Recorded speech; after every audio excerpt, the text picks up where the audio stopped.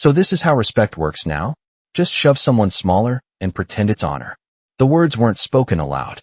They lived only in the tightening breath behind Lena Ward's composed expression as she sat at the far end of the sand trap, the only off-duty bar within 10 miles of Falcon Ridge Forward Operating Base. The place smelled of spilled beer, sweat baked into cracked vinyl, and a cheap citrus disinfectant that had long surrendered to the desert's grit. It was the kind of bar where voices were always too loud and consequences always felt too far away. Before we get started, be sure to subscribe to Hero Tales by Jacob channel so you never miss these fascinating tales of courage. And let us know in the comments where you're watching today. Lena sat alone at the counter, nursing a glass of water that had already grown warm. Condensation crawled lazily down the sides, unnoticed. She wore simple cargo pants, a nondescript navy t-shirt, and her light brown hair pulled tight in a practical bun. Nothing about her invited interest. Nothing suggested she belonged anywhere but behind a desk. She looked like any other logistics contractor stationed on base, forgettable, unthreatening, invisible. And that invisibility was exactly why Sergeant Cole Maddox felt entitled to break it. He peeled himself away from his two drinking buddies, both already deep into the kind of loud, sloppy bravado that passed for bonding, and swaggered toward her with the heavy, rolling gait of a man who believed the world owed him admiration just for existing. His forearms were thick, tanned, decorated with half-faded tattoos from deployments and poor decisions. Maddox was stitched above his name tape. "You look awfully lonely for someone sitting in a bar full of heroes," he drawled, leaning his elbow on the counter, so close his breath warmed her cheek. "Let me buy you something worth drinking. Water's for rookies." Lena turned her head, slowly, deliberately. "I'm fine, thank you." Her voice wasn't sharp. It wasn't defiant. It was simply final. And that, to a man like Maddox, was provocation. From the booth behind them, Corporal Tate let out a mock whistle. "Damn, Sarge. She's not falling for your charm. Paper pushers got standards." Maddox's jaw twitched. Lena almost saw the moment where his ego, bloated from the alcohol and the constant need to be perceived as a warrior, curdled into irritation. "You know," he said, dropping the pretense of friendliness, "a little respect wouldn't kill you. We're out here protecting people like you. Least you can do is share a drink." "I said no," she replied, still calm. "Please leave me alone." Her gaze fixed on the mirror behind the bar, watching the room's reflections rather than the real thing. She saw Maddox's shoulders tighten, saw pride twist into anger. She could predict his reaction before he even knew he'd chosen it. "You think you're better than me?" he snapped, voice low but sharp enough to cut through nearby conversations. "You hide in an air-conditioned office while we bleed outside the wire. Without guys like us, you wouldn't last 5 seconds." She didn't respond. She didn't blink. The stillness in her eyes irritated him more than any insult could have. "You need to learn some damn respect," he snarled, and shoved her shoulder hard. The impact rocked her on the bar stool, her foot sliding over gritty tile to catch her balance. She didn't gasp, didn't wince, didn't even touch the spot he'd hit. She merely adjusted her shirt and looked at him with an unsettling, expressionless quiet. For a fraction of a second, something ancient and dangerous flickered in her gaze, a spark of calculation, of restraint, of something far more lethal than anger. Maddox didn't recognize it, but he felt it, like a cold finger pressed to the back of his neck. She slipped off the stool, left a few bills on the counter, walked out without a word. The bar went silent behind her. Maddox smirked, as if he'd won, though something uneasy twisted in his gut. Her lack of reaction, no fear, no shame, just nothing, felt like an insult deeper than any blow he could deliver. The next morning, the consequences arrived before breakfast. At 0900, both Lena Ward and Sergeant Cole Maddox were ordered to report to the office of Colonel Raymond Hargrove, the commanding officer of Falcon Ridge FOB. Maddox strutted through the command building like a man already absolved, his uniform crisp and his confidence sharpened.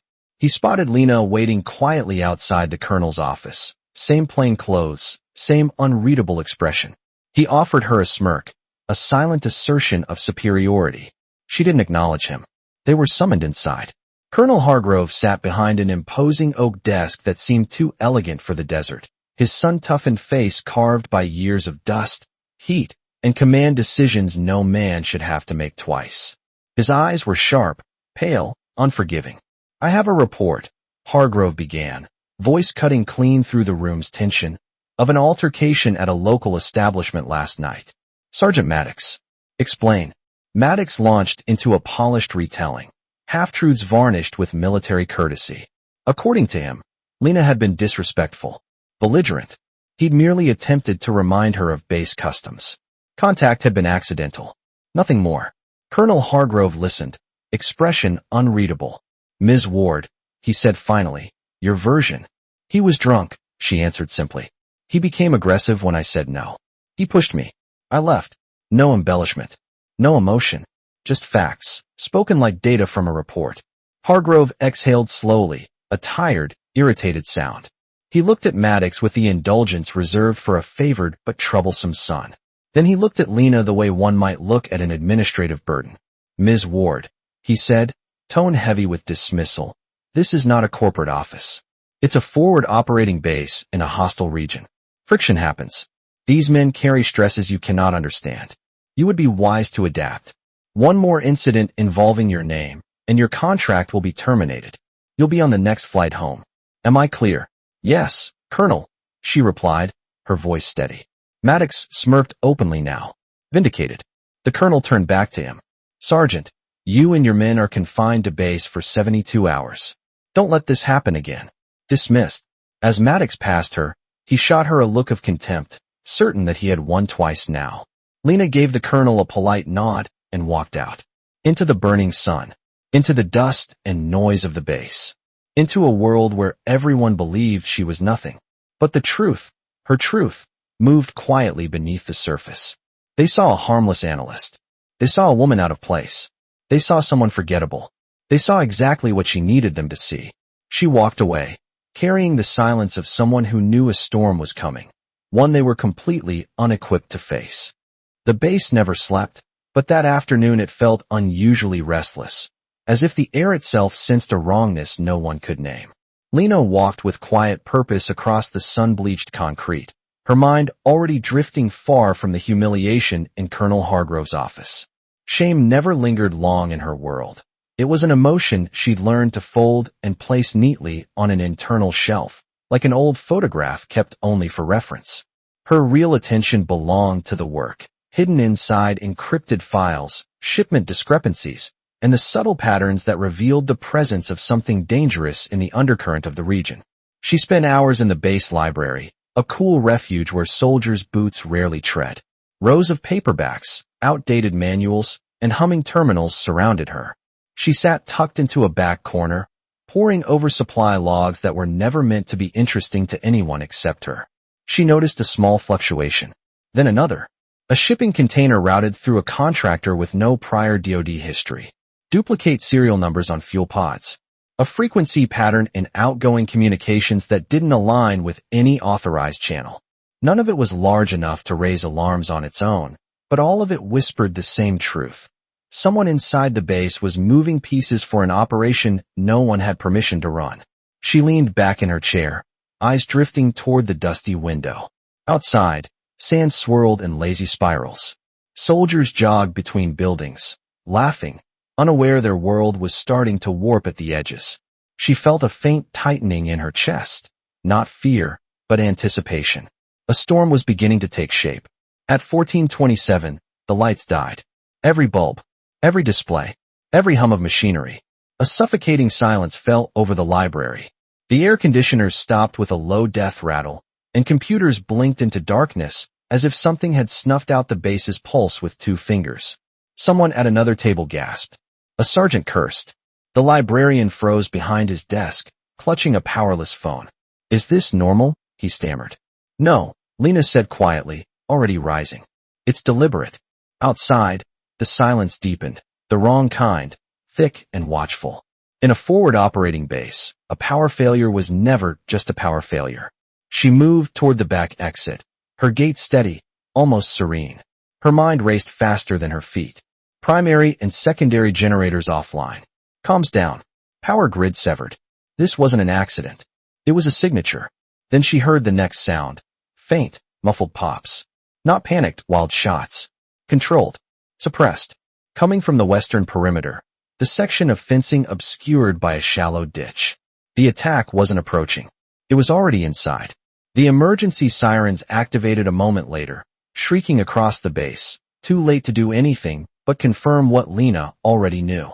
Chaos exploded. Soldiers poured from barracks, half-dressed, half-armed, grabbing rifles and helmets from ready racks. Airmen sprinted for bunkers.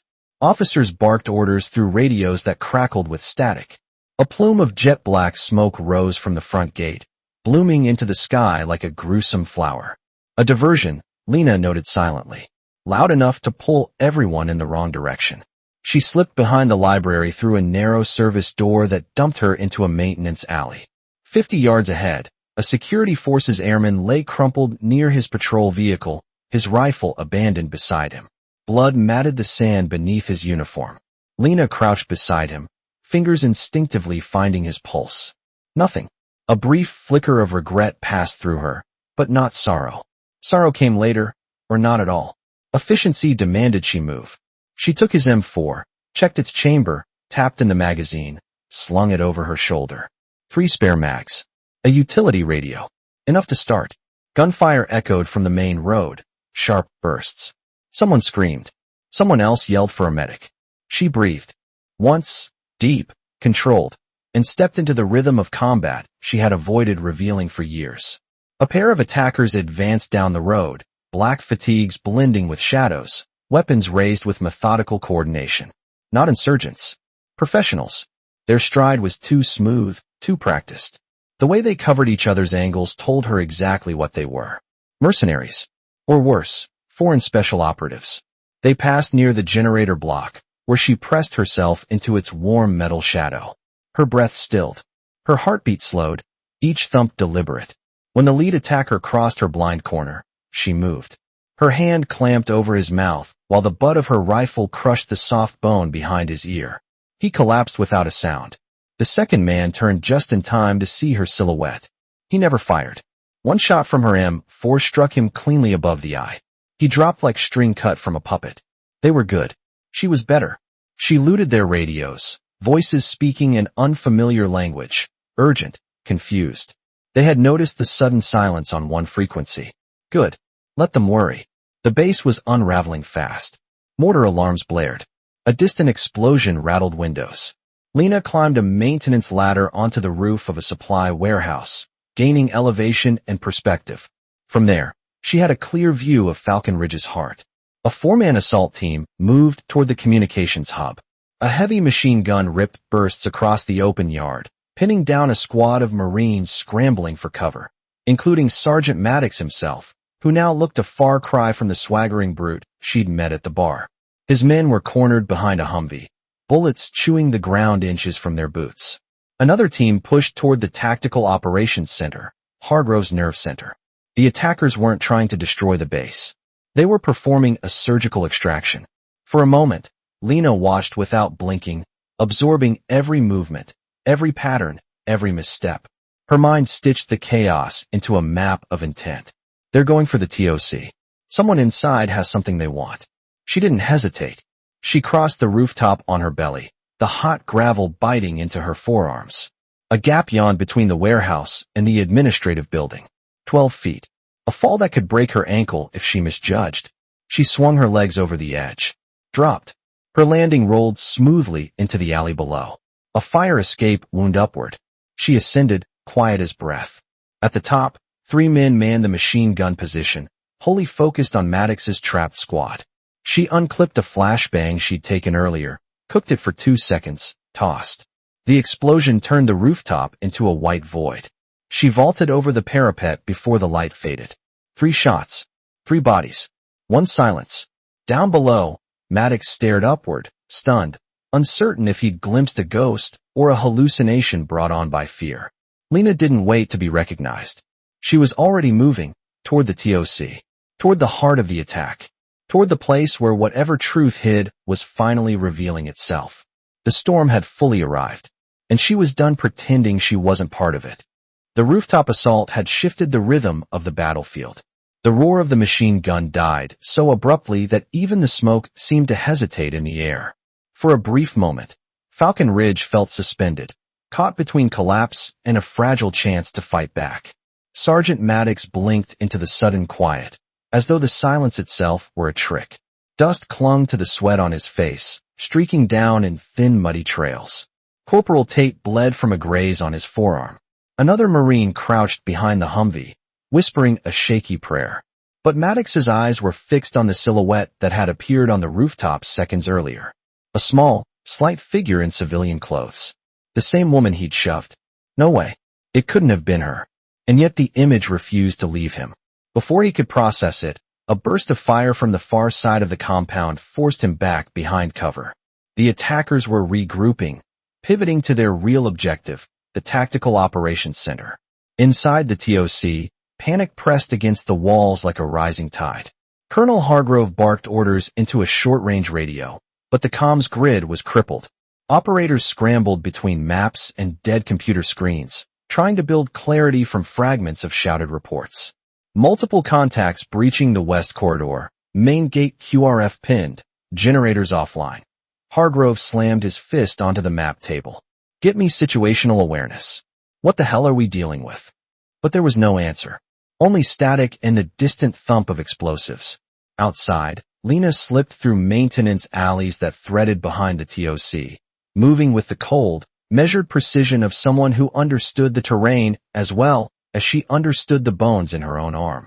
She picked her path deliberately, never taking the obvious route, never lingering under exposed skylines. Every step had purpose. Every shadow served as cover. Her mind worked in parallel with her feet.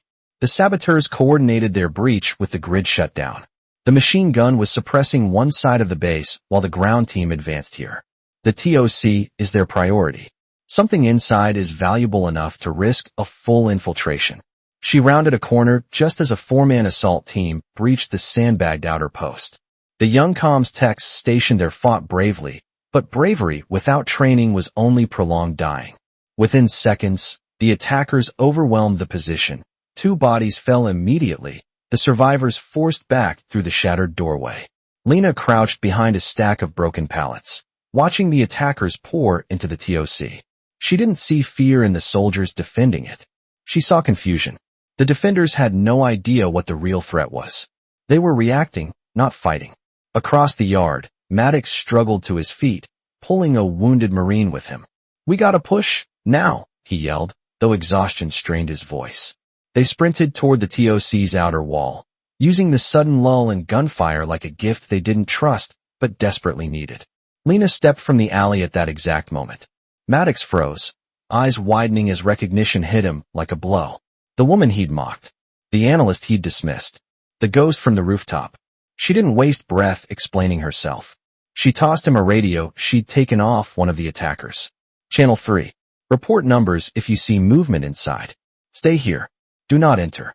Her tone cut like steel, not raised, not loud, but absolute. Maddox, for once, obeyed. Before anyone could call out, Lena was gone again, disappearing around the building's corner like a shadow folding into itself. She knew a frontal entry was suicide. The attackers were trained, organized, and entrenched. The TOC's architecture played against itself. Only 2 doors, both bottlenecks now controlled by enemy fire. But Lena had studied the schematics months ago, under the guise of optimizing supply flow times. Behind the TOC was a wide ventilation intake, secured only by 4 bolts and an aging padlock. She knelt, pulled out the compact multi-tool she always carried, and worked silently. Within seconds, the grill came free. The duct was cramped and dark, but it led exactly where she needed it to, straight into the server room. She crawled forward, elbows scraping metal, rifle pushed ahead of her. The muffled chaos of the battle echoed through the ductwork like distant thunder. When she emerged inside the humming shadows of the server room, she paused, listening. Voices. 6, maybe 7. One louder than the rest, commanding, impatient. She slipped through the door and moved down the emergency-lit corridor. A lone attacker guarded the hallway, rifle held loosely as he listened to his team wreak havoc in the adjacent operations center. He never saw her coming.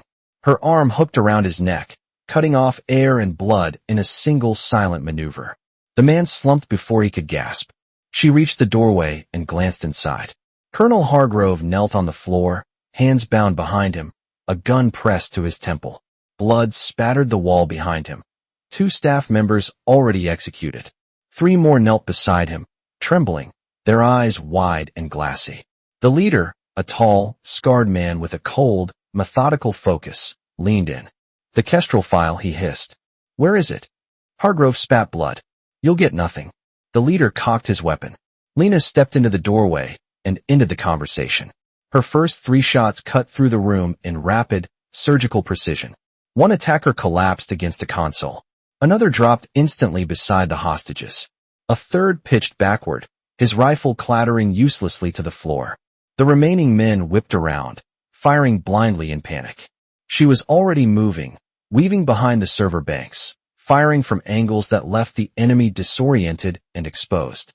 Each shot she made had purpose. No wasted motion, no wasted breath. Finally, only the leader remained. He raised his pistol to fire. She was on him before the barrel leveled. Her hand trapped his wrist, twisting hard. Bone snapped clean. His scream pierced the room. She drove her knee into his ribs, then struck the base of his skull with the edge of her hand.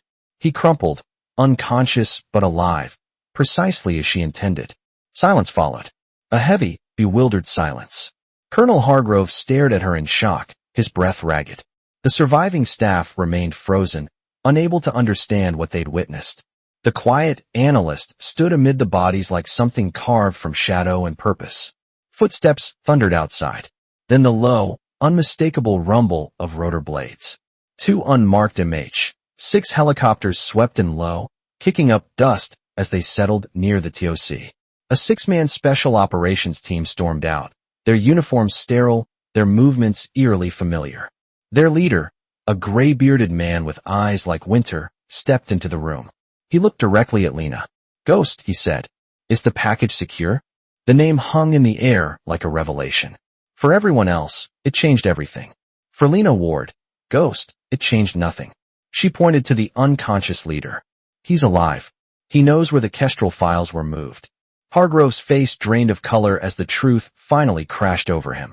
She wasn't a liability. She wasn't an analyst. She was the real reason Falcon Ridge existed at all. And the attack wasn't on the base. It was on her. The hours after the assault bled together in a haze of smoke, sirens, and frantic motion. Falcon Ridge had survived, but survival came with a stunned, shell-shocked quiet that settled over the base like dust after an explosion. Medics moved between rows of the wounded, their gloves slick with blood. Engineers worked feverishly to restore what was left of the power grid. Security teams swept every building twice, then twice again, as though the shadows themselves might still be hiding threats. In the middle of this chaos, Ghost, Lena Ward, stood apart from all of it. She watched the captured insurgent leader being hauled into the helicopter, unconscious, wrists bound behind his back, with zip ties engineered for detainees far more dangerous than him. The special operations team moved like a well-oiled machine, precise, economical, unbothered by the devastation around them. These were her peers, her world, her real life. Yet she felt no pride at seeing them, no relief. Just the familiar detachment of someone who lived in between realities. A young security NCO approached her nervously, holding the M4 she'd returned like it was a holy artifact. Ma'am, this is yours, right?" "It belongs to the airman who fell," Lena replied quietly.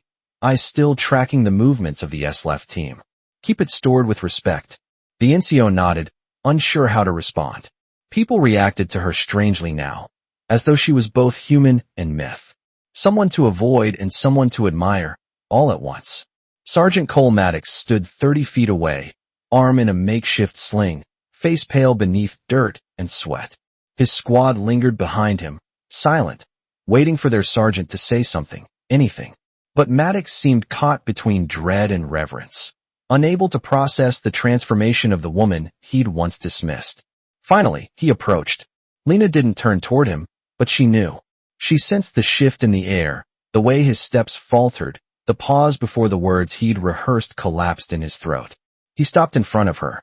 A long, trembling silence stretched between them. Then Maddox raised his right hand in a slow, deliberate salute. Not to a superior rank. Not to an officer. To a predator who had saved his life. To a warrior whose shadow he now barely understood. His voice cracked when he finally managed to speak. Ma'am, there's no apology that covers what I did. She didn't immediately answer. Her face remained unreadable, her gaze distant. His shame was visible, raw, painful, naked. When she finally gave him a single, almost imperceptible nod, Maddox's shoulders sagged with relief. His squad followed his lead, each raising their hands in a salute of quiet solidarity. They weren't saluting a coworker. They were saluting the person who had stood alone against an attack that had nearly torn the base apart. Before Maddox could speak again, Colonel Hargrove approached, flanked by the gray-bearded SWF team leader and two rattled communications officers. His uniform was torn, soot smeared across his jaw, and the authoritative posture he'd worn earlier that morning had evaporated completely. This was a man stripped bare of illusion. Your base was compromised, the SWF leader, call sign Shepard, stated bluntly. Your perimeter was mapped. Your grid infiltrated. Your comms intercepted for weeks. Hargrove swallowed hard. Yes, sir. I understand. Shepard didn't soften. He didn't offer reassurance. He simply jerked his chin toward Lena. She's the only reason you're still alive. Hargrove turned to her. What he'd dismissed hours earlier as administrative irritation now stood before him in full, terrifying clarity. A force he had reprimanded. A ghost he had failed to recognize. His voice lowered, thick with a mixture of regret and awe. Ma'am, I owe you more than an apology. I owe you my life. And the lives of my people. Lena remained still, letting his words hang in the air without rushing to relieve him of the discomfort. You need to reinforce your western perimeter, she said calmly. Review every contractor with access to your grid. Someone help them inside. Hargrove nodded quickly, too quickly. I'll start the assessment immediately. But Lena was already stepping past him, her focus returning to the helicopter and the man being loaded into it. The rest of the world, the gratitude, the guilt, the chaos, was noise. Her mission was the signal. Hours later, the sun dipped beneath the horizon, leaving the base cloaked in a violet dusk. The worst of the panic had ebbed, replaced with exhausted silence. Emergency generators buzzed like distant insects. The desert breeze carried the scent of ash and hot metal. Lena walked alone toward the maintenance hangar on the far edge of the flight line, a cavernous building dimly lit by a single flickering bulb. The little birds and their crews had already lifted into the night, taking the insurgent leader with them. Her part in this operation was over, and she would soon disappear again. Inside the hangar, she found a quiet corner near a towering stack of aircraft tires. She sat on the cool concrete, legs crossed, and laid out the airman's M4 she had cleaned earlier. All its components glistened under the bulb's soft halo. Disassembling and cleaning a weapon after combat was ritual, an anchor that steadied her mind. She ran a cloth along the bolt carrier group, removed carbon with a calm, practiced hand, checked the firing pin for damage. She did not think about how close the base had come to falling. She did not think about Maddox's salute or Hargrove's apology. She certainly didn't think about the bodies she'd left cooling in the TOC. Emotion was a luxury she could not afford. Only the work mattered. She was finishing the last piece when she heard footsteps behind her, steady, deliberate, familiar. Shepard stepped into the circle of light, holding 2 bottles of water. He offered one to her. She took it without looking up. For several quiet minutes, they sat together in wordless understanding. The package is talking, Shepard finally said. The Kestrel files were moved 2 weeks ago. Our window is smaller than Intel estimated. Lena's hands stilled. What's the timeline? She asked. Extraction at 0500 hours. North ramp. Unmarked SC-130. Your new identity packet will be on board. She nodded, returning to her work. Shepard watched her a moment, then added, Hargrove will be reassigned. Internal review teams already en route. They'll call this an intelligence oversight. They'll never know you were here. They never do, Lena murmured. You'll be listed as a civilian casualty in the official report. Lena said nothing. She didn't need to. Her life was a sequence of erasures, names abandoned, identities discarded, victories unrecorded. A ghost in the machinery of war. She finished reassembling the M4, locked it cleanly into a security crate, and rose to her feet. Outside, Dawn was beginning to smudge the horizon with gray-blue light. The call to prayer drifted softly from a distant village, the sound haunting, beautiful, indifferent to human conflict.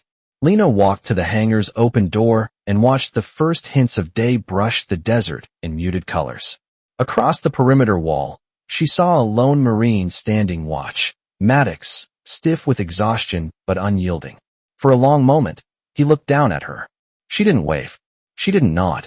She simply existed in the rising light, a quiet, unknowable figure whose presence had redrawn the boundaries of his world. He held her gaze until the sun broke fully over the horizon. And just like that, Lena Ward, ghost, was gone, swallowed by the dawn she had earned. The night before extraction was always the same, quiet, suspended, unreal, a thin borderland between two identities. But for Lena Ward, the stillness of Falcon Ridge felt different. Not heavier, not lighter, just revealing, as though the chaos had stripped away all the pretense, leaving only the bare truth of who she was and who she could never be. She walked across the flight line at 0430, boots silent on the concrete. The wind cut across the desert, cool and sharp, carrying with it the faint metallic tang left behind by burning equipment and shattered comms towers. The emergency floodlights cast long, pale shadows, ghostly reminders of the ambush that had nearly consumed the base. Lena moved with the quiet familiarity of someone who no longer needed to look where she was going. Everything here had already been mapped into her mind: supply routes, choke points, covert entries, vulnerabilities. Now it was all irrelevant. She was already halfway out of this place. The north ramp was empty except for a single aircraft, a matte gray SC-130 with no unit markings, no insignia, no identity. Just like her. Two operatives in dark flight gear waited at the base of the ramp, helmets under their arms, eyes unreadable behind tinted visors. They didn't greet her. They didn't need to. She was expected. Her presence was already accounted for in a dozen classified logs that would be deleted in the next 24 hours. Shepard stepped out of the plane's shadow. No salute. No formality. Just a nod, the kind reserved for people who existed in the same silent universe. "You're early," he said. "You're predictable," she replied. That earned the faintest hint of a smile, a small crease near the corner of his eyes. "Everything's ready. Identity packet is on board. New documents, new cover, new comm protocols." Lena didn't ask for details. She didn't need to know who she would be next. She would read the file, absorb the identity, and wear it like another layer of skin until it was time to shed it again. Shepard reached into a pouch on his belt and pulled out a small encrypted drive sealed inside a tamper-proof case. "This is the Kestrel intel," he said. "Everything we extracted from the prisoner's interrogation overnight. You'll deliver it to the safe house in Almatra. After that, your team will brief you. Operational tempo." "Hi," Shepard answered. "Higher than last time." A long pause settled between them. Heavy, unspoken, familiar. "The world's shifting," he added quietly. "Faster than command wants to admit. They're going to need you more than ever." Lena absorbed the words with the same calm she applied to everything. "The world always shifts," she said. "And you always feel it before anyone else," Shepard replied. It wasn't a compliment. It was a fact, a simple, immutable truth he'd watched unfold across a dozen missions that never officially happened.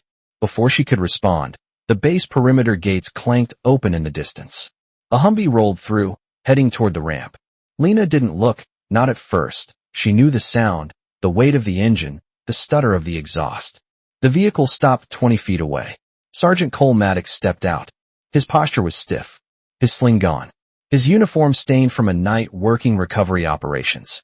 He hesitated a moment, glancing between Shepard and Lena, unsure if he was even allowed to approach. Shepard gave him a single nod, stepping aside. Maddox swallowed hard and walked toward her, each step slow, deliberate, like a man advancing on a truth he wasn't sure he deserved to know. He stopped in front of her. The early dawn painted a pale glow across his face, illuminating the exhaustion beneath his eyes, the bruising across his jaw, the lines carved into him by guilt and revelation. His voice cracked. He cleared his throat. "I'm not here to bother you. I know you're leaving." She didn't respond. She didn't need to. Maddox continued, words trembling at the edges. Since yesterday, I've been replaying everything I said to you. Everything I assumed about you. I thought I understood this life. Understood danger, bravery, sacrifice. He let out a shaky breath. But I didn't know anything. Not really. The desert wind tugged at the hem of his sleeve as he finally met her eyes. You saved my men. You saved this base. You saved me. And I treated you like nothing. His jaw tightened. You didn't deserve any of it. Another long silence stretched between them, one filled with memory, with consequence, with a weight neither could name. You have nothing to apologize for, Lena said softly. But Maddox shook his head. I do. I acted like a bully. Worse, I acted like someone who guards respect instead of earning it. He stepped back, straightened his spine, and raised his hand in a final salute. Not shaky like before, but firm. The kind of salute given only once in a lifetime. For whatever it's worth, he said quietly, you changed me. I don't know how yet, but you did. Lena regarded him for a moment. Eyes calm, expression unreadable. Then she gave an almost imperceptible nod. Not forgiveness. Not dismissal. Recognition. She turned toward Shepard. It's time. He motioned her up the ramp. The operative stepped aside, giving her passage into the aircraft's quiet interior. She paused only once more, at the threshold, letting the cool morning air wash across her face. From the flight line, Maddox watched her silhouette framed in the doorway, outlined by the rising sun. She looked impossibly distant, as though she belonged to another realm entirely. And then she stepped inside. The ramp closed. The engines roared to life. Dust spiraled upward as the SC-130 taxied forward, its lights cutting through the dim morning. Maddox stood unmoving, hands still raised even after the plane lifted off, rising into the pale dawn until it vanished completely. Falcon Ridge FOB felt different now. Quieter, more uncertain, more honest. The men would talk. Legends would form. Stories would spread. Some would call her a myth, a phantom, a ghost. But for one fleeting moment, a heartbeat in a life spent in shadows, Lena Ward had been seen. Above the desert, the plane banked eastward toward the horizon. Lena sat alone in the dim cargo bay, the encrypted drive resting on her knee, its weight grounding her more than anything else. A new identity waited for her, a new mission, a new world already turning toward war. She closed her eyes as the desert shrank beneath her.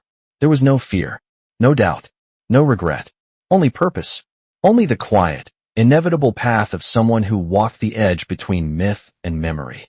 Only Ghost.